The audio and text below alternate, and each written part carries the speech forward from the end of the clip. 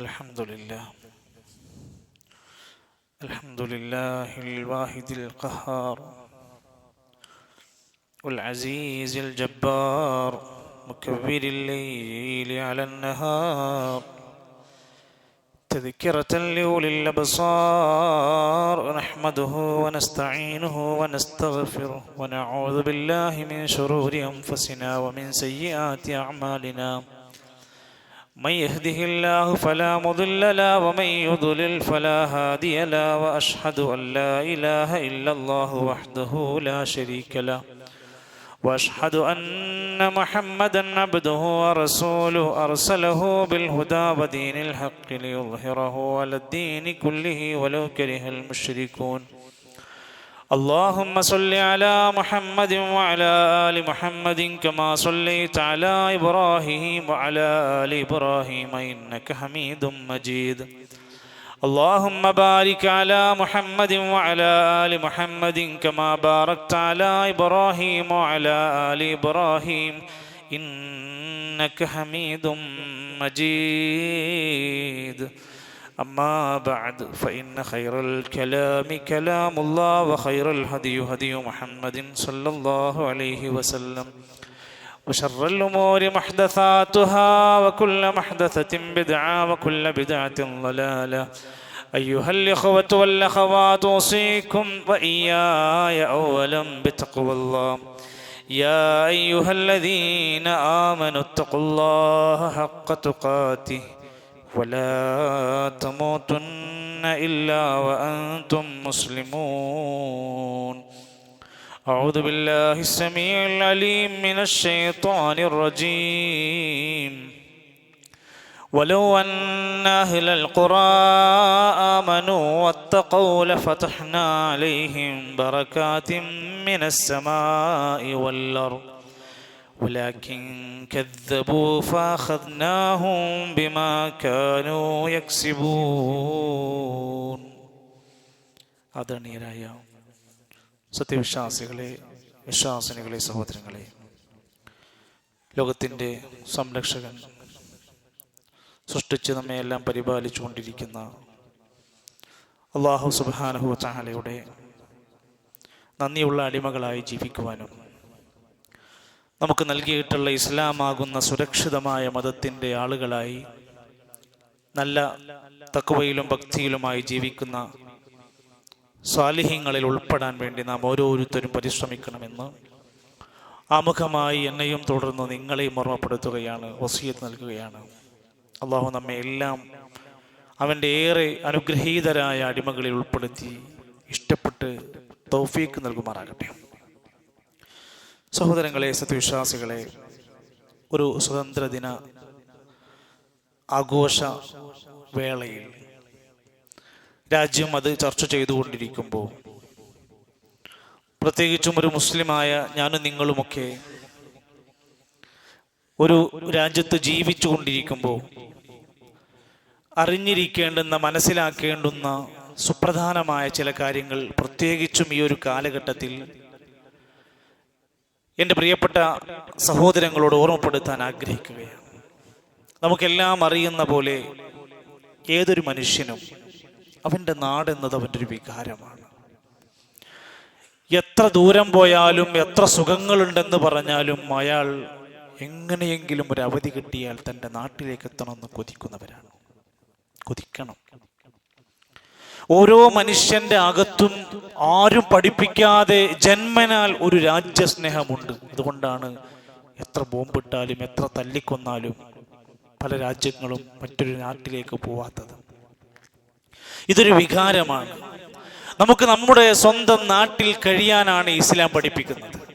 എന്നാൽ ഒരു നാട്ടിൽ നമ്മുടെ മതത്തിൻ്റെ യാതൊരു നിയമങ്ങളും പാലിക്കാൻ പറ്റാത്തൊരു സാഹചര്യം വന്നാൽ, ഇവിടുന്ന് പോകേണ്ടി വന്നാൽ അവർ പോകണമെന്നതാണ്.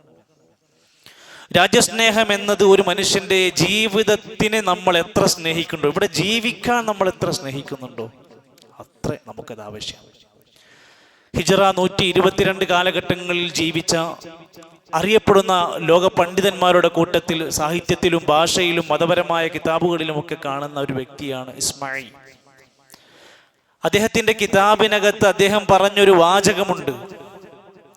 നീ ഏതെങ്കിലും ഒരു മനുഷ്യൻ അയാൾ എത്രമാത്രം നല്ല വ്യക്തിയാണ് എന്ന് നിനക്ക് അറിയാൻ താല്പര്യമുണ്ടെങ്കിൽ ഫൻളുർ ഇലാ ഹനീനിഹി ഇലാ ഔതാനിഹി, അയാൾക്ക് അയാളുടെ രാജ്യവുമായി എത്ര സ്നേഹമുണ്ട് നോക്കിയാൽ മതി. നല്ല സ്നേഹമുള്ള രാജ്യവുമായി നല്ല ബന്ധമുള്ളവനാണ് അയാൾ നല്ലൊരു മനുഷ്യനാണ്. തന്റെ സഹോദരങ്ങളോട്, പ്രിയപ്പെട്ട കുടുംബങ്ങളോട്, തന്റെ കൂടപ്പിറപ്പുകളോട് ഒരാൾക്ക് എത്ര ഇഷ്ടവും താല്പര്യമുണ്ടോ എന്ന് അറിഞ്ഞാൽ മതി, എങ്കിൽ അയാൾ നല്ല മനുഷ്യനാണ്. കൂടപ്പിറപ്പുകളോട് വരെ വഴക്കിട്ട് കേസ് കൊടുത്ത് അടിയുണ്ടാക്കുന്നവൻ അവൻ നല്ലവനല്ല എന്നാണ് അതിന്റെ സൂചന. തന്റെ കഴിഞ്ഞകാല പൂർവികന്മാരുടെ കഷ്ടപ്പാടുകളെ, അധ്വാനത്തെ, ആ കാലഘട്ടത്തിലെ ജീവിതത്തെ കുറിച്ച് ഇയാൾക്ക് എന്താണ് വിചാരം? അവരൊക്കെ മോശക്കാരാണ് എന്ന് പറയുന്നവനാണോ? അത് നല്ലൊരു സ്വഭാവമല്ല. അസ്മാഇ തന്റെ പുസ്തകത്തിന്റെ മറ്റൊരു ഭാഗത്ത് അദ്ദേഹം ചേർത്ത് വെക്കുകയാണ്, പൊതുവിൽ മനുഷ്യനടക്കമുള്ള 3 ജീവികൾക്കൊരു പ്രത്യേകത പറയാണ്. അവർക്ക് ചില സവിശേഷതയുണ്ട്. ഒട്ടകത്തെ കുറിച്ച് അദ്ദേഹം പറയുന്നുണ്ട്, ഒട്ടകം എത്ര ദൂരേക്ക് മരുഭൂമിയിലൂടെ സഞ്ചരിച്ചാലും തിരിച്ച് നടക്കും. അത് തൻ്റെ കൂട്ടിലേക്ക്, തൻ്റെ പരിസരത്തേക്ക് തന്നെ മടങ്ങി വരാനാണ് ഒട്ടകങ്ങൾ ഇഷ്ടപ്പെടുന്നത്. പക്ഷികളെ കുറിച്ച് പറയുന്നുണ്ട്, പക്ഷി ഒരു കൂടുണ്ടാക്കുന്നു. ആ കൂട് ഉള്ളത് എത്ര ചുട്ടുപഴുത്ത ഒരു നാട്ടിലാണെങ്കിലും, ഒരു പ്രദേശത്താണെങ്കിലും, മറ്റെത്രയോ സുഖമുള്ള ഭാഗമുണ്ടെങ്കിലും താൻ ഉണ്ടാക്കിയ ഭദ്രമായ കൂട്ടിനകത്തേക്ക് പക്ഷികൾ തിരിച്ചു വരും. വല്ലിൻസാനു ഇലാ വത്വനി, ഇതുപോലെ മനുഷ്യൻ അവന്റെ രാജ്യത്തേക്ക് മടങ്ങി വരും. വഇൻകാന ഗൈറുഹു അക്സറു നഫആ, അവൻ താമസിക്കുന്നതോ ജോലിക്ക് പോയതോ പ്രവാസത്തിലോ ആയത് നാട്ടിൽ എത്ര വലിയ വരുമാനമുണ്ടെന്ന് പറഞ്ഞാലും, എത്ര വലിയ ഓഫറുകൾ അയാളുടെ കയ്യിൽ കൊടുത്താലും, അയാൾ ഒരു നല്ല ജീവിതത്തെ ആഗ്രഹിച്ചുകൊണ്ട് തൻ്റെ നാട്ടിലേക്ക് മടങ്ങുക എന്നതൊരു മനുഷ്യന്റെ വികാരമാണ്. പ്രിയപ്പെട്ടവരെ, നമ്മൾ മനുഷ്യരായി ജീവിക്കുന്ന ഈ നാട്ടിൽ, ഒരു രാജ്യത്ത് ജീവിക്കുന്നവരാണെന്ന നിലക്ക് തന്നെ ആ രാജ്യത്തിനോടുള്ള സ്നേഹം ഇസ്ലാം പഠിപ്പിച്ചതാണ്. ഒരു രാജ്യത്തിനെ സ്നേഹിക്കുക എന്ന്, പ്രത്യേകിച്ചും തൻ്റെ ജന്മനാടിനോടുള്ള സ്നേഹം നബി തങ്ങൾ അവിടുന്ന് പഠിപ്പിക്കുന്നുണ്ട്.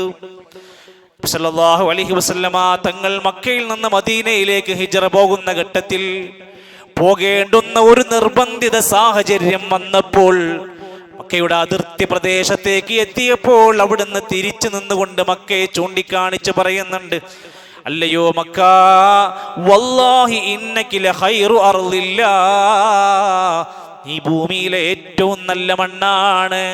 വഹബ്ബു അർളില്ലാഹി ഇലല്ലാഹ്, അല്ലാഹുവിന് ഏറ്റവും ഇഷ്ടപ്പെട്ട സ്ഥലം തന്നെയാണ് മക്ക. പക്ഷേ എനിക്ക് ഇവിടുന്ന് പോയേ പറ്റൂ. വലൗലാ അന്നീ ഉഖ്രിജ്തു മിൻകി മാ ഖറജ്തു, ഈ നാട്ടുകാരെന്നെ ഇവിടുന്ന് പുറത്താക്കിയില്ലായിരുന്നുവെങ്കിൽ ഞാൻ ഇവിടുന്ന് എങ്ങോട്ടും വിട്ടുപോകൂലായിരുന്നു.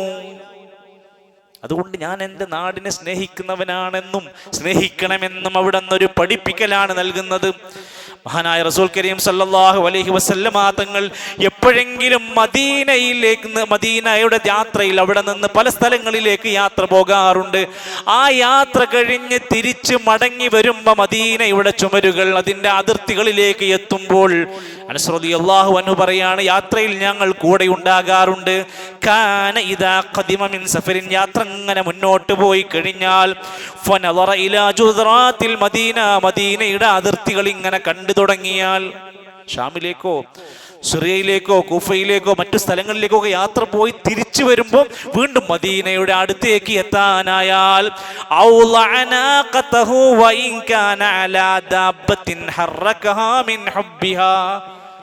മദീന അങ്ങനെ അടുത്തേക്ക് എത്താനായി എന്ന് കണ്ട പിന്നെ ഒട്ടകത്തിന്റെ വേഗത കൂട്ടുമായിരുന്നു. എത്രയും പെട്ടെന്ന് നാട്ടിലെത്താനുള്ള വ്യഗ്രതയുണ്ടായിരുന്നു. പല ഉലമാക്കന്മാരും ഈ ഹദീസിനെ വിശദീകരിച്ച് പറയുന്നുണ്ട്. ഈ ഹദീസ് കൊണ്ട് അർത്ഥമാക്കുന്നത് ജന്മനാട്ടിലേക്ക്, തൻ്റെ പ്രിയപ്പെട്ട നാടിനേക്കുള്ള സ്നേഹത്തെ സൂചിപ്പിക്കുന്നു. 2, ഒരു യാത്ര പോയാൽ എത്രയും പെട്ടെന്ന് തൻ്റെ നാട്ടിലേക്ക് തിരിച്ചെത്താൻ ശ്രമിക്കണം. 3, ഏതെങ്കിലും ഒരു മനുഷ്യൻ തൻ്റെ ആവശ്യത്തിന് വേണ്ടി വീട്ടിൽ നിന്ന് പുറത്തു പോയാൽ അയാൾ എത്രയും പെട്ടെന്ന് തെറ്റിത്തിരിഞ്ഞ് അവിടെയും ഇവിടെയും കറങ്ങി നടക്കാതെ പെട്ടെന്ന് കുടുംബത്തിലെത്താൻ ശ്രദ്ധിക്കണം. ഇതൊക്കെ ഈ ഹദീസിലേക്ക് ചേർത്തുകൊണ്ട് ഉലമാക്കന്മാർ പറയാ, വീട്ടിലേക്ക് അണയാനൊരു മണി, വീട്ടിലേക്ക് അടയാൻ തീരെ ഒരു താല്പര്യമില്ലായ്മ, എല്ലാ തിരക്കുകളും കഴിഞ്ഞ് എല്ലാ കറക്കങ്ങളും കഴിഞ്ഞിട്ട് അവസാനം മക്കളെയും കുടുംബത്തിൻ്റെ അടുത്തേക്ക് എത്തുന്നവനാകില്ല ഒരു വിശ്വാസി എന്നാണ് ആ സൂചനകൾ കൊണ്ട് നമ്മൾ പഠിപ്പിക്കുന്നത്. അതുപോലെ തന്നെ ചരിത്രത്തിൽ കാണാം, മൈസൂൻ ബിൻ ബഹ്ദലിൽ കലബിയ എന്നറിയപ്പെടുന്ന നല്ലൊരു മാന്യയായ സഹോദരി. ആരായിരുന്നു അവർ? മഹാനായ മുആവിയ റളിയല്ലാഹു അൻഹുവിൻ്റെ ഭാര്യ. അവര് ഒരു ചെറിയ ഗ്രാമത്തിൽ താമസിച്ചവരായിരുന്നു. വലിയ വലിയ ഹൈടെക് സിറ്റിയിലൊന്നുമല്ല, ഒരു ചെറിയ കുഗ്രാമത്തിലാണ് അവർ താമസിച്ചിരുന്നത്. വിവാഹം കഴിഞ്ഞതിന് ശേഷം സിറിയയിലെ കൊട്ടാരത്തിൽ വരെ അവർക്ക് മുആവിയ റളിയല്ലാഹുവിന്റെ കൂടെ ജീവിക്കാൻ കഴിഞ്ഞു. ആ ജീവിതത്തിന്റെ ഇടയിൽ നിന്നാണ് യസീദ് റളിയല്ലാഹു എന്ന പ്രിയപ്പെട്ട മോനുണ്ടായത്. അവർക്ക് കുറെ കാലങ്ങൾ ഇങ്ങനെ ജീവിക്കുന്നതിന്റെ ഇടയിൽ, കൊട്ടാര സുഖത്തിനിടയിൽ ജീവിക്കുമ്പോൾ ഈ ഭാര്യയാകുന്ന മൈസൂന ബിൻത് ബഹദൽ കലബിയ പറയാണ്, എനിക്ക് ഇവിടുന്ന് പോകണം, എനിക്കിവിടെ ജീവിക്കാൻ കഴിയുന്നില്ല. നിങ്ങളോട് ആരോടുമുള്ള അസ്വാരസ്യം കൊണ്ടല്ല, എനിക്കെൻ്റെ നാടിൽ, എൻ്റെ ഗ്രാമത്തിൽ, ആ ചെറിയ വീടുകളുടെ ഇടയിലേക്ക് എത്തി എൻ്റെ കുടുംബങ്ങളുടെ ഇടയിൽ ജീവിക്കാൻ എനിക്ക് കൊതിയാകുന്നു. എവിടുന്ന്? കൊട്ടാരത്തിൽ താമസിക്കുന്നവർ.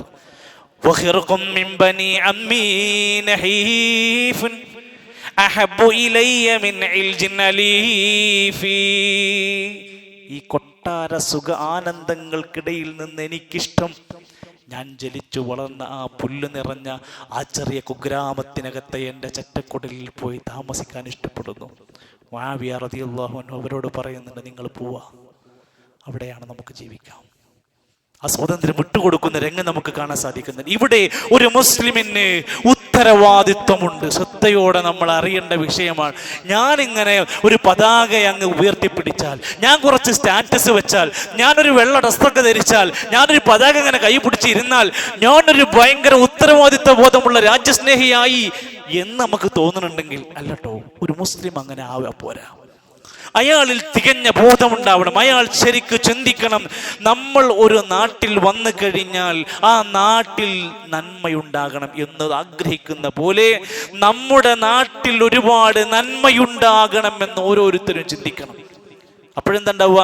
ആ ഗുണം അനുഭവിക്കുന്നത് എല്ലാവരുമാണ്. നമ്മുടെ നാട്ടിൽ പ്രയാസങ്ങളൊന്നും ഉണ്ടാവരുത് എന്നാഗ്രഹിക്കണം. പ്രയാസം ഉണ്ടായാൽ അത് എല്ലാവർക്കും ബാധിക്കും. അവിടെ ചിലപ്പോഴൊക്കെ നമ്മളെ മനസ്സിലുണ്ട്, എന്നെ ബാധിച്ചിട്ടില്ലല്ലോ, എൻ്റെ വീടിനെ ബാധിച്ചിട്ടില്ലല്ലോ, എൻ്റെ നാടിനെ ബാധിച്ചിട്ടില്ലല്ലോ, അതുകൊണ്ട് ചിലതിനെക്കെതിരെ നമ്മൾ മൗനം പാലിക്കുന്നുവെങ്കിൽ, ഒരു രാജ്യത്തിനെ ബാധിക്കുന്ന പ്രശ്നമുണ്ടെങ്കിൽ അത് എല്ലാവരെയും ബാധിക്കുന്നതാണ്. മഹാനായ റസൂൽ കരീം സല്ലല്ലാഹു അലൈഹി വസല്ലം ഒരു കപ്പലിൻ്റെ ഉദാഹരണം എടുത്തു പറയുക. കപ്പലിനകത്ത് വെള്ളം ലഭിക്കാൻ വേണ്ടി ദ്വാരമുണ്ടാക്കുന്ന ചില മനുഷ്യർ കാണുമ്പോൾ വിചാരിക്കും വെള്ളം കിട്ടാൻ വേണ്ടിയല്ലേ എന്ന് വിചാരിച്ച് ആ ദ്വാരമുണ്ടാക്കുന്നവന്റെ കൈക്കു പിടിച്ചില്ലെങ്കിൽ ലൗ അന്നാ ഖറഖനാ ഫീ നസീബിനാ ഖർഖൻ വലം നുഅ്ദി മൻ ഫൗഖനാ ഫഇൻ യത്റുകൂഹും വമാ അറാദു ഹലകൂ ജമീഅ. ഒരാളും ഈ തുരങ്കം വെക്കുന്ന മനുഷ്യന്റെ കൈക്ക് പിടിച്ചില്ലെങ്കിൽ എല്ലാവരും മുങ്ങി നശിക്കും. വഇൻ നഖദു അലാ ഐദീഹിം, ആരെങ്കിലും ചിലരെങ്കിലും പിടിച്ച് ഈ ദ്വാരമുണ്ടാക്കുന്നവന്റെ കൈക്ക് പിടിച്ചിരുന്നുവെങ്കിൽ നജൗ വനജൗ ജമീഅ, അവൻ രക്ഷപ്പെടും, ബാക്കിയുള്ളവരും രക്ഷപ്പെടും. ഇതൊരു രാജ്യമാണ്. ഇതിനെ നശിപ്പിക്കാൻ ഒരാൾക്ക് നമ്മൾ വിട്ടുകൊടുത്താൽ അവൻ എല്ലാവരെയുമാണ് നശിപ്പിക്കുന്നത്. നമ്മുടെ നാട്ടിൽ ഒരു പ്രശ്നവും പ്രയാസവും ഉണ്ടാകുമ്പോൾ അത് എല്ലാവരെയും ബാധിക്കും. അതുകൊണ്ട് തിന്മകൾ എവിടെയുണ്ടോ അത് ഇല്ലാതെയാക്കാൻ പരിശ്രമിക്കണം. ഫസാദ് ആരെങ്കിലും ചെയ്യുന്നുണ്ടോ, ഫസാദ് ഇല്ലാതാക്കാൻ ശ്രമിക്കണം. അൽ ഫിത്നതു അശദ്ദു മിനൽ ഖത്ലി, കൊലപാതകത്തേക്കാൾ വലിയ കുറ്റമാണ് ഫിത്നയുണ്ടാക്കുക, കുഴപ്പങ്ങൾ ഉണ്ടാക്കുക എന്നത്. സമൂദ് ഗോത്രത്തിനെ, ഇറമ ഗോത്രത്തിനെ ആകെ കീഴ്മേൽ മറിച്ച് അള്ളാന്റെ ശിക്ഷ വരാനുള്ള കാരണം الذين طغوا في البلاد فاكثروا فيها الفساد, രാജ്യത്ത് കുഴപ്പങ്ങൾ ഉണ്ടാക്കി ജീവിച്ചവരായിരുന്നു, അതുകൊണ്ട് അവരെ നാം നശിപ്പിച്ചു കളഞ്ഞു. വല്ലാഹു ലാ യുഹിബ്ബുൽ ഫസാദ്, ഫസാദ് അല്ലാഹു ഒരിക്കലും ഇഷ്ടപ്പെടൂല. കച്ചറകളാവരുത്, നമ്മൾ നാട്ടിലെ മാലിന്യങ്ങളാവരുത്, നമ്മൾ നാട്ടിലെ കുഴപ്പങ്ങളാവരുത്. അള്ളാഹു അവരെ ഇഷ്ടപ്പെടൂല. ഖാറൂനിന് ഒരുപാട് സമ്പത്ത് കൊടുത്തു, ഒരുപാട് സുഖങ്ങൾ കൊടുത്തിട്ട് ജനങ്ങൾ അദ്ദേഹത്തോട് പറയുന്നുണ്ട്, നീ നന്ദി കാണിക്കണം, നല്ല ഒരു മനുഷ്യനാകണം. അവനോട് ജനങ്ങൾ ഉപദേശിച്ചു, വലാ തബ്ഗിൽ ഫസാദ ഫിൽ അർദ്, ഖാറൂനേ നീ ഭൂമിയിൽ ഫസാദ് ഉണ്ടാക്കുന്നവനായി മാറല്ലേ. ഇന്നല്ലാഹ ലാ യുഹിബ്ബുൽ മുഫ്സിദീൻ, കുഴപ്പമുണ്ടാക്കുന്നവരെ അല്ലാഹു ഇഷ്ടപ്പെടൂല. അവർ ഒരു സുരക്ഷിതമായ അവസ്ഥയിലേക്കും എത്തൂല. ഫസാദ് ഉണ്ടാക്കുന്നവർ നാട്ടിൽ ഏറെ വലിയ പ്രശ്നമായി കൊണ്ട് തന്നെയാണ് ഇസ്ലാം പഠിപ്പിക്കുന്നത്. ഫിർഔനിനെ കുറിച്ചും പറയുന്നുണ്ട്. മൂസാ നബി അലൈഹിസ്സലാത്തു വസ്സലാമിന്റെ കാലഘട്ടത്തിലെ ഫിർഔനിന്റെ ചരിത്രം വായിക്കുന്നിടത്തും കാണാൻ സാധിക്കും, ഇന്നഹു കാന മിനൽ മുഫ്സിദീൻ, ഫസാദ് ഉണ്ടാക്കുന്ന ആളായിരുന്നു ഫിർഔൻ. മൂസാ നബി അലൈഹിസ്സലാം ബനൂ ഇസ്രായേലിയരുടെ കൂടെ ഒരു സ്വതന്ത്രമായി നല്ലൊരു സുഖകരമായ ഒരു ജീവിതം നയിക്കാൻ തുടങ്ങി. സ്വസ്ഥമായി വെള്ളവും ഭക്ഷണവും എല്ലാം ലഭിച്ചു. അവരോട് പറയുന്നുണ്ട്, കുലൂ വശ്റബൂ മിൻ റിസ്ഖില്ലാ, അല്ലാഹ് തന്ന റിസ്ഖിന്ന് തിന്നോളൂ, കുടിച്ചോളൂ, കഴിച്ചോളൂ. വലാ തഅസൗ ഫിൽ അർളി മുഫ്സിദീൻ, ഈ പ്രദേശത്ത് നിങ്ങൾ ഒരിക്കലും ഫസാദ് ഉണ്ടാക്കുന്നവരായി മാറരുത്. ഈ വാക്ക് നമുക്ക് ബാധകമാണ്. നമ്മുടെ മഹല്ലുകൾ, നമ്മുടെ പ്രദേശങ്ങൾ, നമ്മുടെ രാജ്യത്ത് ആകെയും ഫസാദ് ഉണ്ടാക്കുന്നവരായി നമ്മൾ ഒരിക്കലും മാറാതിരിക്കുക എന്നുള്ളത് നമ്മുടെ ഉത്തരവാദിത്വമായി ശ്രദ്ധിക്കേണ്ട കാര്യമാണ്. അതോടൊപ്പം തന്നെ ഒരു രാജ്യത്തിൻ്റെ പുരോഗതിക്ക് വേണ്ടി നമുക്കൊരു മുസ്ലിമിന് എന്തെല്ലാം ചെയ്യാൻ കഴിയുമോ അതെല്ലാം ചെയ്യുക എന്നതും ഇസ്ലാമിൻ്റെ കൽപ്പനയിലാണ്. ഒരു രാജ്യത്ത് എപ്പോഴാണ് ബർക്കത്ത് ഉണ്ടാവുക? ഒരു രാജ്യം എപ്പോഴാണ് ഉയർച്ചയിലെത്തുക?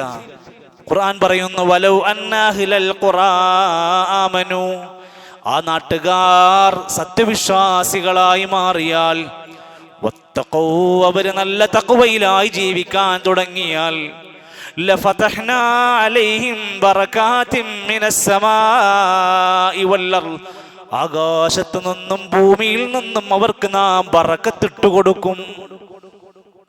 അതുകൊണ്ടാണ് നമ്മൾ പടച്ചവനിലുള്ള വിശ്വാസം പ്രചരിപ്പിക്കുന്നത്. തഖ്വയുണ്ടാകണമെന്ന് കൂടുതൽ കൂടുതൽ പറയാനുള്ള കാരണം ഒരു രാജ്യത്തിൻ്റെ നിർഭയത്വത്തിനും പുരോഗതിക്കുമുള്ള രണ്ട് ഘടകമാണ്. നല്ല ഈമാനുള്ളവരും തഖ്വയുള്ളവരുണ്ടെങ്കിൽ ആകാശത്തുനിന്ന് ബറക്കത്ത് കിട്ടും, ഭൂമിയിൽ നിന്നവർക്ക് അള്ളാഹുവിൻ്റെ അനുഗ്രഹീതമായ ബറക്കത്തുകൾ നാം വാരിക്കോരി കൊടുക്കുമെന്നത് അള്ളാഹുവിൻ്റെ കൽപ്പനയായി കൊണ്ട് നമുക്ക് കാണാം. ഭരണാധികാരികളായ ആളുകൾ അവരെ നന്മയിലായി മാറണം. ഒരു രാജ്യത്തിൻ്റെ ഉത്തരവാദിത്വം അവരുടെ കയ്യിലാണ്.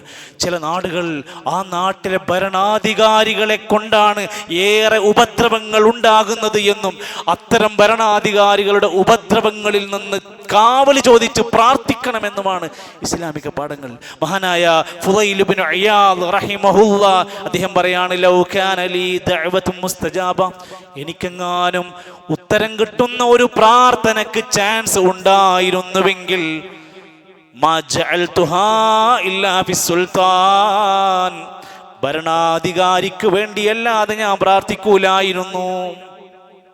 ആ മനുഷ്യൻ നന്നായി വന്നല്ല, അയാളുടെ ഉണ്ടാക്കുന്ന നിയമങ്ങൾ നന്നാവും, അദ്ദേഹത്തിൻ്റെ ഭരണം നന്നാവും, ഒരു രാജ്യം നന്നാകും. അതുകൊണ്ട് ഞാൻ ഒരു ഭരണാധികാരിക്ക് അങ്ങനെ നന്മക്ക് വേണ്ടി പ്രാർത്ഥിക്കുമായിരുന്നു. ഇവിടെ നമ്മൾ ചിന്ന ഭിന്നമായി, ഈ സമുദായമാകട്ടെ ഈ നാട്ടുകാരാവട്ടെ ചിന്ന ഭിന്നമായി അനൈക്യമായി പോകാതിരിക്കാൻ ഒറ്റക്കെട്ടായി നമ്മൾ നിലകൊള്ളേണ്ടതുണ്ട്. നമ്മളൊരു ജനാധിപത്യ രാജ്യമാണ്. ജനാധിപത്യം എന്ന് പറയുമ്പോൾ നമ്മുടെ മനസ്സിലേക്ക് ഓർമ്മ വരുന്നത് യൂറോപ്പിലുള്ള ജനാധിപത്യമല്ല. അവിടുത്തെ ജനാധിപത്യം എന്ന് പറഞ്ഞാൽ ഒരു മതങ്ങളും പാടില്ല എന്നാണ് ജനാധിപത്യം. നമ്മുടെ നാട്ടിൽ എല്ലാ മതങ്ങളെയും അനുവദിച്ചു കൊണ്ടുള്ള ജനാധിപത്യമാണ്. മതമനുസരിച്ച് ജീവിക്കാൻ പറ്റുന്ന ജനാധിപത്യമാണ്. അതുകൊണ്ട് തന്നെ അത് വിട്ടെറിഞ്ഞുകൊണ്ട് നമ്മളെല്ലാവരും ഇവിടുന്ന് പോകണമെന്ന് ഒരിക്കലും ഇസ്ലാമിക പ്രമാണങ്ങൾ നമ്മളെ പഠിപ്പിക്കുന്നില്ല. മതമുള്ളവനും ഇല്ലാത്തവനും അവകാശങ്ങളും അതുപോലെ ബാധ്യതകളും കൊടുക്കുന്ന ഒരു ഭരണഘടനയുള്ള രാജ്യമാണ് ഇവിടെ. ഈ രാജ്യത്തിൻ്റെ നിർഭയത്വത്തിന് എതിരായി ആരെങ്കിലും നിൽക്കുന്നുവെങ്കിൽ അവർക്കെതിരെ നമ്മൾ ഒറ്റക്കെട്ടായി നമ്മൾ മുന്നോട്ട് പോകേണ്ടതുണ്ട്. അതിൻ്റെ ഐക്യം തകർക്കുന്നവരുടെ പ്രവർത്തനങ്ങളുടെ കൂട്ടത്തിൽ നമ്മൾ ഉണ്ടാകാൻ പാടില്ല. ഭൂരിപക്ഷത്തിൻ്റെയും ന്യൂനപക്ഷത്തിൻ്റെയും തീവ്രവാദങ്ങളിൽ ഒരിക്കലും നമുക്ക് സഹകരിക്കാൻ പാടില്ല എന്നത് നമ്മൾ ഓർത്തു വെക്കുക. അതോടൊപ്പം ഒരു രാജ്യത്ത് ജീവിക്കുന്ന നമ്മൾ ഏറെ വലിയ കടമയായി കാണേണ്ടതാണ് നമ്മുടെ അവകാശങ്ങൾ ഒരിക്കലും ഇല്ലാതാക്കാൻ ശ്രമിക്കരുത്. മനുഷ്യർക്ക് ജീവിക്കാനുള്ള അവകാശം, ഭക്ഷണം കഴിക്കാനുള്ള അവകാശം, വസ്ത്രം ധരിക്കാനുള്ള അവകാശം, പ്രസവിക്കാനുള്ള അവകാശം, സംസാരിക്കാനുള്ള അവകാശം, പ്രതിഷേധിക്കാനുള്ള അവകാശം. അവകാശങ്ങളെ നിഷേധിക്കുക എന്നതൊരു രാജ്യത്തിന് ഒരിക്കലും ഗുണകരമല്ല. അതോടൊപ്പം തന്നെ ഒരു രാജ്യത്തിന്, പ്രത്യേകിച്ച് നമ്മുടെ രാജ്യം പോലെയുള്ള ഈ ജനാധിപത്യ സംവിധാനങ്ങൾക്ക് ശക്തി കൊടുക്കേണ്ടുന്ന ഒരു നാട്ടിൽ ഇലക്ഷൻ പ്രക്രിയ വരെ അപകടകരമാം വിധത്തിലാണെന്നുള്ള സൂചനകൾ കേൾക്കുമ്പോൾ നമ്മളൊക്കെ അതിനെ ഒറ്റക്കെട്ടായി കൊണ്ട് പ്രതികരിച്ചേ പറ്റൂ.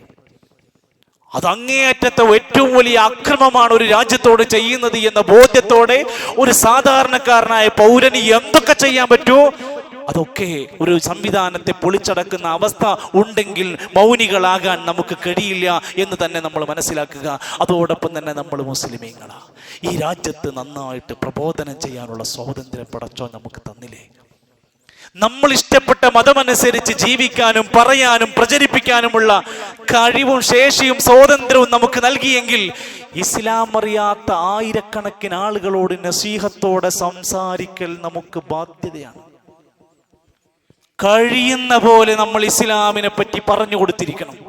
പണ്ഡിതന്മാരും പാമരന്മാരും സാധാരണക്കാരും എല്ലാവർക്കും ബാധ്യതയാണ് നസീഹത്തോടെ ഇസ്ലാമിനെ പറഞ്ഞു കൊടുക്കണം. ഇന്നതിന് എത്രയോ അവസരങ്ങൾ നമ്മുടെ മുമ്പിലുണ്ട്.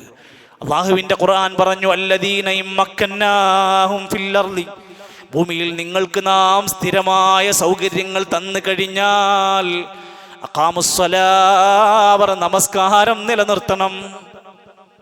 ഇവിടെ സ്വാതന്ത്ര്യമുണ്ട്, ആ സൗകര്യം തന്നിട്ടുണ്ട് എങ്കിൽ അവർ കൃത്യമായി കൊണ്ട് നമസ്കാരം നിലനിർത്തുന്നവരാകണം. ആ നാട്ടിൽ അവർ സകാത്ത് കൊടുക്കുന്നവരാകണം. പിന്നെയോ വഅമറൂ ബിൽ മഅറൂഫ്, ജനങ്ങളോട് നന്മ കൽപ്പിക്കുന്നവരായി മാറണം, പ്രബോധനം ചെയ്യണം. വനഹു അനിൽ മുൻകർ, നാട്ടിൽ തിന്മ കാണുമ്പോൾ തിന്മക്കെതിരെ ശബ്ദിക്കുന്നവരാകണം. വലില്ലാഹിൽ ആഖിബത്തുൽ ഉമൂർ. സഹോദരങ്ങളെ, എന്താണ് ഈ ആയത്ത് പഠിപ്പിച്ചത്?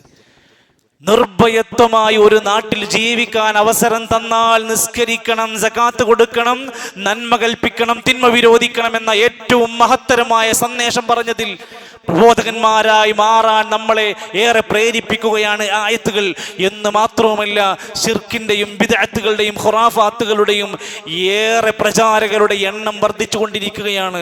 ജനങ്ങളെ അള്ളാഹുവിൽ നിന്ന് അകറ്റി മഖാമുകളിലേക്ക്, ജാറങ്ങളിലേക്ക് നയിച്ചുകൊണ്ടിരിക്കുന്ന പുരോഹിതന്മാർ, ഇസ്ലാം ഒരിക്കലും പഠിപ്പിച്ചിട്ടില്ലാത്ത, പ്രവാചകന്മാർ പഠിപ്പിച്ചിട്ടില്ലാത്ത, സലഫു സ്വാലിഹീങ്ങൾ മാതൃകയില്ലാത്ത പുതിയ പുതിയ ആഘോഷങ്ങൾ, ജന്മദിനം എന്ന പേരിലാവട്ടെ മറ്റു പലതിൻ്റെ പേരിലുമാകട്ടെ കൊണ്ട് നടന്ന് ആഘോഷിച്ച് അതിൻ്റെ എല്ലാ മോശക്കേടുകളും പരന്നു പോയിക്കൊണ്ടിരിക്കുന്ന ഒരു കാലഘട്ടത്തിൽ മൗനികളാകുന്നത് ഒരിക്കലും ഭൂഷണമല്ല എന്നത് പ്രിയപ്പെട്ട മുസ്ലിമീങ്ങളെ നമ്മൾ ഏറെ ചിന്തിക്കേണ്ടതുണ്ട് എന്നർത്ഥം. അതോടൊപ്പം തന്നെ നമുക്ക് ഇവിടെ എല്ലാ സംവിധാനങ്ങളും സൗകര്യങ്ങളും ഈ രാജ്യത്ത് നൽകുമ്പോൾ തന്നെ കുടുംബമായി ജീവിക്കാൻ, കെട്ടുറപ്പോടെ കല്യാണം കഴിച്ച് ജീവിക്കാൻ പടച്ചറപ്പ് നമുക്ക് അവസരം തന്നു. അതുകൊണ്ട് തന്നെ നമ്മൾ നമ്മുടെ കുടുംബവുമായി ബന്ധപ്പെട്ട എല്ലാ നന്മകളിലും ഉണ്ടാവണം. കുടുംബം തകർക്കപ്പെടുന്ന ഒരു കാര്യത്തിലും നമ്മൾ ഉണ്ടാവരുത്.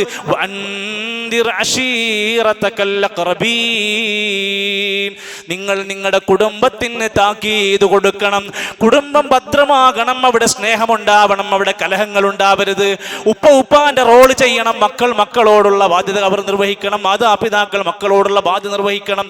മക്കളോടുള്ള കൃത്യമായി കൊണ്ടുള്ള തർബിയത്ത് പുതിയ തലമുറയെ ഉൾക്കൊണ്ടുകൊണ്ട് സ്നേഹിച്ച് കൂടെ കൂട്ടാൻ നമുക്ക് കഴിയണം. ഇന്നമാ അംവാലുക്കും ഔലാദുക്കും ഫിത്ന, നിങ്ങളുടെ മക്കളും നിങ്ങളുടെ സമ്പത്തും വലിയ പരീക്ഷണമാണ്, വലിയ പരീക്ഷണമാണ്. ഏറെ ശ്രദ്ധിക്കണം, നല്ല ഗൗരവത്തോടെ നമ്മൾ കാണേണ്ടതുണ്ട്.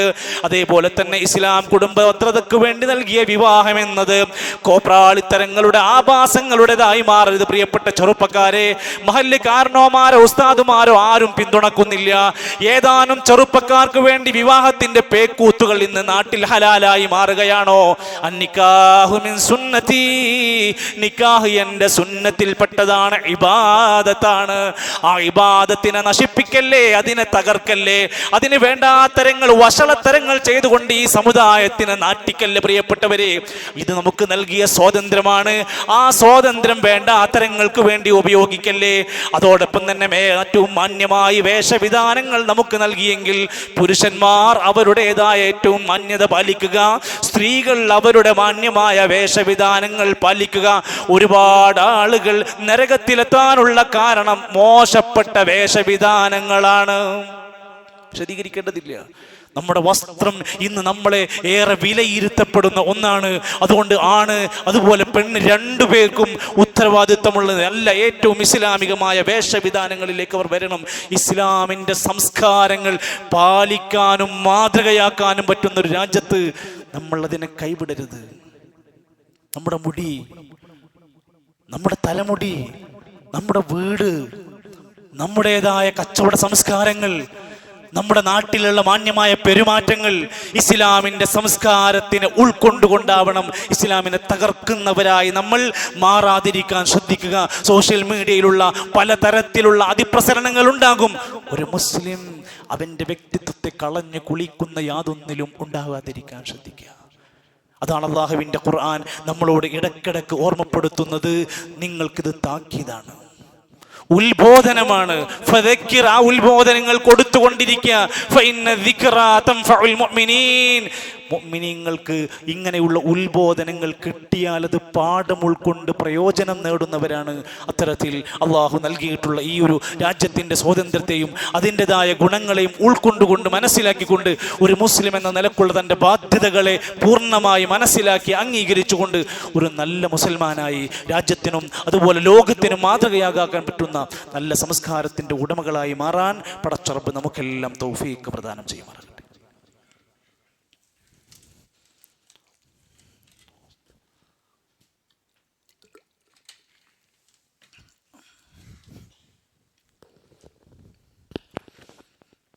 അൽഹംദുലില്ലാഹി റബ്ബിൽ ആലമീൻ വൽ ആഖിബത്തു ലിൽ മുത്തഖീൻ വലാ ഉദ്വാന ഇല്ലാ അലൽ ളാലിമീൻ വസ്സലാത്തു വസ്സലാമു അലാ റസൂലിഹിൽ അമീൻ വഅലാ ആലിഹി വസഹ്ബിഹി വസല്ലമ തസ്ലീമൻ കസീറാ.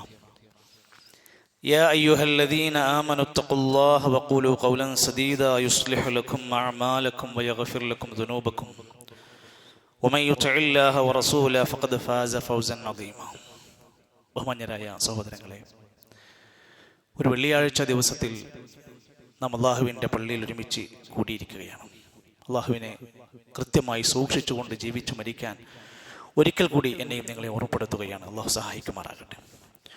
പള്ളിയിലേക്ക് വന്നാൽ 2 റക്അത്ത് തഹയ്യത്ത് നമസ്കരിച്ചാണ് ഇരിക്കേണ്ടത്. പലരും അറിയാത്തത് കൊണ്ടായിരിക്കാം, ജുമാ നടക്കുകയാണെങ്കിലും നമസ്കരിച്ചിട്ടാണ് അവർ പള്ളിയിൽ ഇരിക്കേണ്ടത്. സാധാരണയായി നമ്മളൊക്കെ അങ്ങാടിയിലും മറ്റുമൊക്കെയായി പോകുമ്പോൾ ഫോൺ തുറക്കും, ഫോൺ നോക്കും, മെസ്സേജ് അയക്കും, റിപ്ലൈ ചെയ്യും. അതുപോലെയാണ് ചിലർ പള്ളിയിൽ വന്നാലും കാണുന്നുണ്ട്. അതുകൊണ്ട് അത് പാടില്ലാത്തതാണ്. ഫോൺ നമ്മുടേതാണ്, ഫോൺ ഉപയോഗിക്കാനുള്ള സ്വാതന്ത്ര്യം നമുക്കുണ്ട്. പക്ഷേ ജുമാ ഖുത്ബ നടന്നുകൊണ്ടിരിക്കുന്നതിനിടയിൽ മൊബൈലിൽ തോണ്ടിക്കൊണ്ടിരിക്കാൻ നമുക്ക് പറ്റൂല. ഓഫാക്കി വെച്ച് ഭദ്രമാക്കി എടുത്തു വെക്കണം. ശ്രദ്ധിക്കാം. അതുപോലെ തന്നെ മൂന്നാമതായി, ഏതൊരു ഖുത്ബയിലും ഒരു ജുമായിലും വന്ന് ഇരുന്ന് ഉറങ്ങാനായി നേർച്ച വെച്ച് വരുന്ന പോലെ സൗകര്യപൂർവ്വം ഇരുന്ന് ഉറങ്ങിപ്പോകുന്നവരുണ്ടെങ്കിൽ അവർ അവരുടെ ജുമാനെ കുറിച്ച് പരിശോധിക്കും. കുട്ടികൾ പ്രത്യേകിച്ചും ഇരുന്ന് തമാശ പറയുന്നു, എന്തൊക്കെയോ കളിക്കുന്ന പോലെയൊക്കെയുള്ള സമയത്തൊക്കെ നമ്മൾ കാണാറുണ്ട്. അവർക്ക് അറിവില്ലാത്തത് കൊണ്ടായിരിക്കാം. ഈ നിലക്ക് നമ്മളൊരു ഉത്ബോധനം ആവശ്യമാണ് എന്നാണ് ഞാൻ സൂചിപ്പിച്ചത്. പ്രിയപ്പെട്ടവരെ, നമ്മളൊക്കെ ഈ ലോകത്ത് ഇന്ന് ജീവിച്ചിരിക്കുന്നുണ്ട്. നാളെ രാവിലെ നമ്മൾ എഴുന്നേറ്റ് ഈ ദുനിയാവിലെ ഒരാളായി ഈ വേഷം വെച്ച് നമ്മൾ നടക്കുമെന്ന് പറയാൻ കഴിയില്ല. 3 കഫൻ പുടവയിലേക്ക് നമ്മളെ എപ്പോഴാ ചുറ്റിപ്പൊതിയേണ്ടി വരിക എന്ന് ഒരാൾക്കൊരു സൂചനയും തരൂല. മെസ്സേജൊക്കെ അങ്ങനെ വരും, മരിക്കണതിൻ്റെ മുമ്പ് 100 ലക്ഷണങ്ങൾ കാണും, 25 ലക്ഷണം കാണും. ഉണ്ടാക്കുന്നവർക്ക് എന്ത് മെസ്സേജ് അയക്കാം. നമ്മുടെ മരണത്തിൻ്റെ അടയാളമായി നമുക്ക് ഇസ്ലാം ഒരു സൂചനയും തന്നിട്ടില്ല. അയാളുടെ മരണത്തിൻ്റെ സൂചന അയാൾ മരിക്കുമ്പോഴൊക്കെ വരും. പെട്ടെന്നുള്ള എത്രയോ മരണങ്ങളുണ്ട്. അള്ളാഹു കാത്തുരക്ഷിക്കുമാറാകട്ടെ. കുല്ലു നഫ്സിൻ ദായിഖത്തുൽ മൗത്ത്, എല്ലാവരും മരണം രുചിക്കും. എല്ലാവർക്കും ഒരു മരണമുണ്ട്.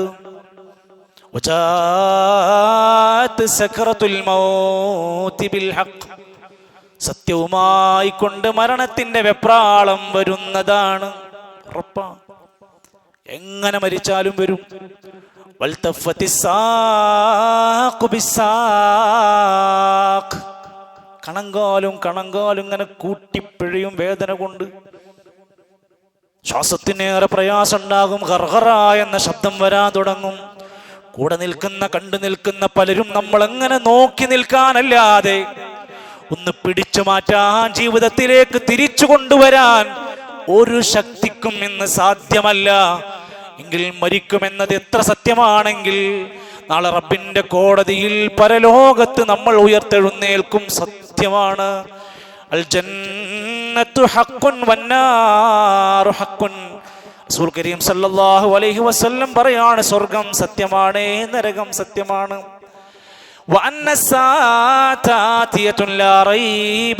പരലോകം വരും, സംശയം വേണ്ടതില്ല. എന്നാ പരലോകത്തെ ഒരു രംഗം മാത്രം ഞാനൊന്ന് വിശദീകരിക്കട്ടെ. ഏറെ മനസ്സിനെ വേദനിപ്പിക്കുന്ന, പിടിച്ചു കുലുക്കുന്ന ഖുർആനില് ചില വാചകങ്ങൾ കാണാൻ സാധിക്കും.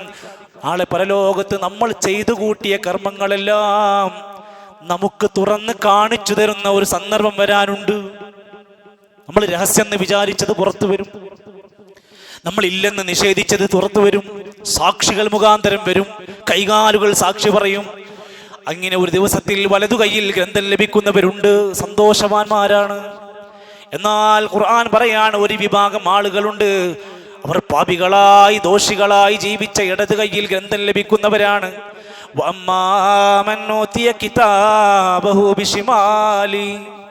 അവരുടെ പുറകിലൂടെ ഇടത് കൈയിലായി അവരുടെ അവരുടെ പ്രവർത്തനത്തിന്റെ കിതാബ് കയ്യിൽ കൊടുക്കുമ്പോൾ ഫയഖൂലു യാ ലൈതനീ ലം മൂത കിതാബിയാ, ഈ ഒരു കിതാബ് എനിക്ക് കിട്ടാതിരുന്നാൽ മതിയായിരുന്നു എന്നവൻ വിലപിച്ചിരിക്കും. അത് മുഴുവൻ അവന്റെ തിന്മയുടെ ഭാണ്ഡങ്ങളാണ്. അവൻ ചെയ്തു വെച്ചതും പറഞ്ഞു വെച്ചതുമായ എല്ലാം അതിനകത്തുണ്ട്. ഇനി കിട്ടാൻ പോകുന്നതും അവന് അറിയാൻ കഴിയും. അവൻ പറഞ്ഞുകൊണ്ട് വരുന്നത് വലം മതിരിമാ ഹിസാബിയ, ഈ പരലോകത്ത് ഒരുമിച്ചുകൂടി എൻ്റെ കർമ്മങ്ങൾ പരിശോധിക്കുന്ന ഹിസാബുണ്ടെന്ന് ഞാൻ ഒരിക്കലും പ്രതീക്ഷിച്ചില്ല. ഇങ്ങനൊക്കെ ഉണ്ടാകുമെന്ന് ഞാൻ വിചാരിച്ചില്ല. ഇങ്ങനൊരു പരലോകത്ത് വിചാരണ ഉണ്ടാകുമെന്ന് ഞാൻ ഒരിക്കലും ചിന്തിച്ചില്ല. അവൻ ഒരിക്കലും കണക്ക് കൂട്ടാത്ത വിചാരണയാണ് അവൻ അനുഭവിക്കുന്നത്. അവൻ വിലപിച്ചുകൊണ്ട് പറയും, യാ ലൈതഹാ കാനത്തിൽ ഖാദിയാ, എൻ്റെ എല്ലാം തീർന്നു, അവസരങ്ങൾ തീർന്നു, പറയാൻ വാക്കുകളില്ല, ചെയ്യാൻ ഇനി എനിക്ക് അവസരങ്ങളില്ല.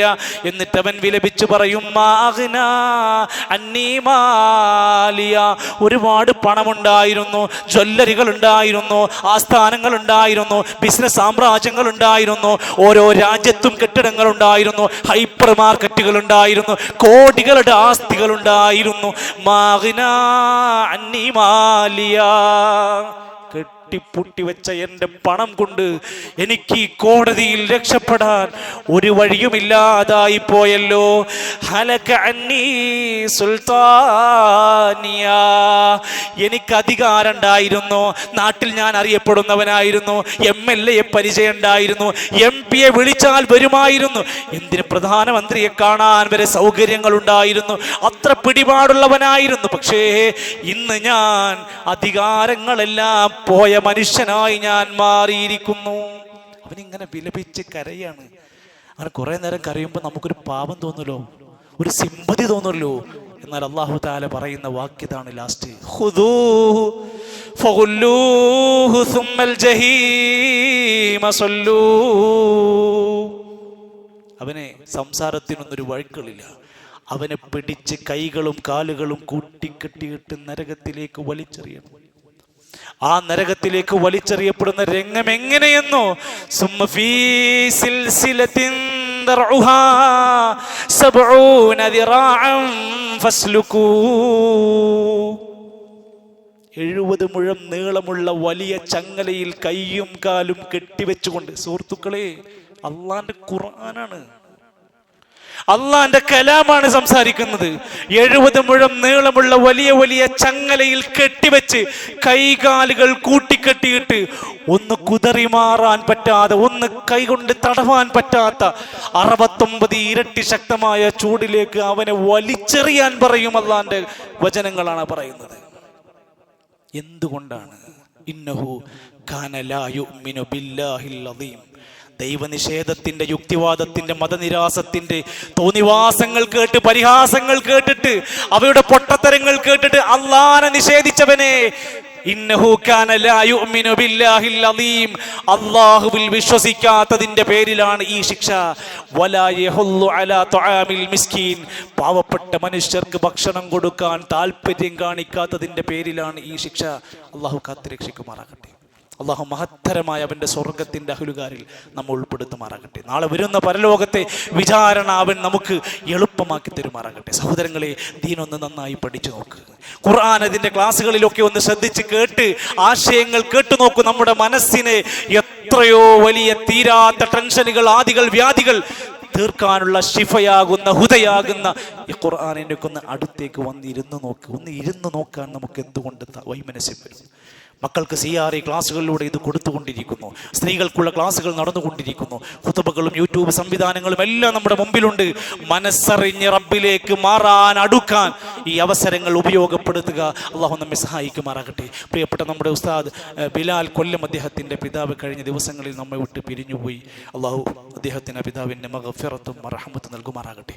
സ്വർഗം നൽകി അനുഗ്രഹിക്കുമാറാകട്ടെ. പ്രിയപ്പെട്ട ഒരുപാട് ആളുകൾ നമ്മുടെ ഇടയിൽ നിന്ന് മരണപ്പെട്ടു പോയിട്ടുണ്ട്. റബ്ബേ, നീ അവർക്കെല്ലാം മഗ്ഫിറത്തും റഹ്മത്തും നൽകണമേ റഹ്മാനെ. രോഗികളായ ഒരുപാട് സഹോദരങ്ങൾ പ്രയാസപ്പെട്ടുകൊണ്ടിരിക്കുന്നു. അല്ലാഹുവേ, നീ അവർക്കെല്ലാം ശിഫ പ്രദാനം ചെയ്യണമേ. മുസ്ലിമുകളായിക്കൊണ്ട് ഫലസ്തീനിലും പരിസരങ്ങളിലുമൊക്കെയായി ഏറെ പ്രയാസപ്പെട്ടുകൊണ്ടിരിക്കുന്ന, മരണം പെട്ടുകൊണ്ടിരിക്കുന്ന, ഒരുപാട് പരീക്ഷണങ്ങളിൽ അകപ്പെട്ടുകൊണ്ടിരിക്കുന്ന ആ ജനതക്ക് അല്ലാഹുവേ നീ ആശ്വാസം നൽകണമേ റഹ്മാനെ. ഞങ്ങളുടെ രാജ്യത്ത് നിർഭയത്വത്തോടെ, സമാധാനത്തോടെ, സുരക്ഷിതരായി ജീവിക്കാൻ ഞങ്ങളെ നീ സഹായിക്കണമേ റഹ്മാനെ. അല്ലാഹുവേ, ഞങ്ങളുടെ എല്ലാ നല്ല മുറാദുകളും ഹാസിലാക്കി തരണമേ. അല്ലാഹുമ്മ ഗ്ഫിർ ലിൽ മുഅ്മിനീന വൽ മുഅ്മിനാത്ത് വൽ മുസ്ലിമീന വൽ മുസ്ലിമാത്ത് അൽ ഹയാഇ മിൻഹും വൽ അംവാത്ത്. അല്ലാഹുമ്മ ദമ്മിർ അഅദാക വഅദാ അദ്ദീൻ. അല്ലാഹുമ്മ അലിഫ് بين قلوبنا وطهر نفوسنا. اللهم ربنا آتنا في الدنيا حسنة وفي الآخرة حسنة وقنا عذاب النار. ربنا تقبل منا إنك أنت السميع العليم وتب علينا إنك أنت التواب الرحيم. وصلى الله على نبينا محمد والحمد لله رب العالمين.